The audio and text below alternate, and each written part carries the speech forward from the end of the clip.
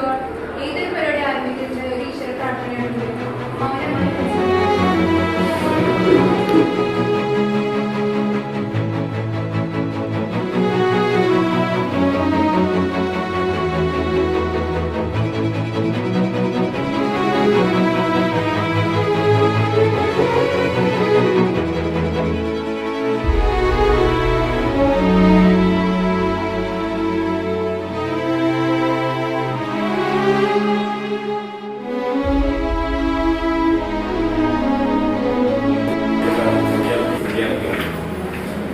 ഒരു അക്കാദമിക് കഴിഞ്ഞു പോയി.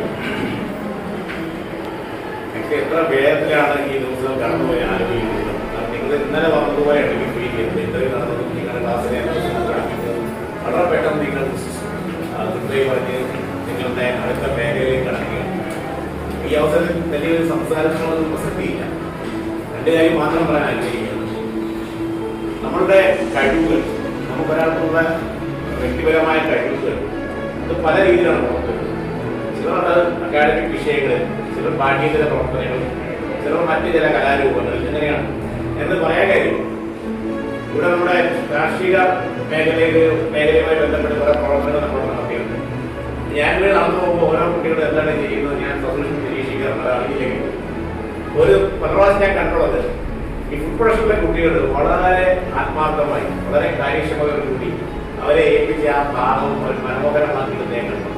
ഏറ്റവും കൂടുതൽ കാര്യക്ഷമമായി പ്രവർത്തിച്ച ഒരു ക്ലാസ്സാണ്. അതുമായിട്ട് ബന്ധപ്പെട്ട് അവിടെ എല്ലാ കാര്യങ്ങളിലും ചെയ്യുന്നു.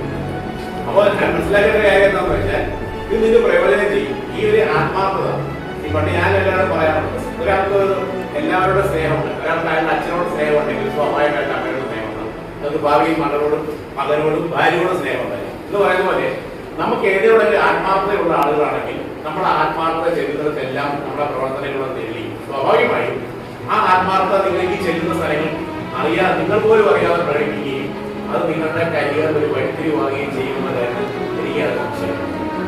അപ്പോൾ അത്തരത്തിൽ ഇത് നിങ്ങൾ നേടിയ അറിവ്, നിങ്ങൾ കിട്ടിയ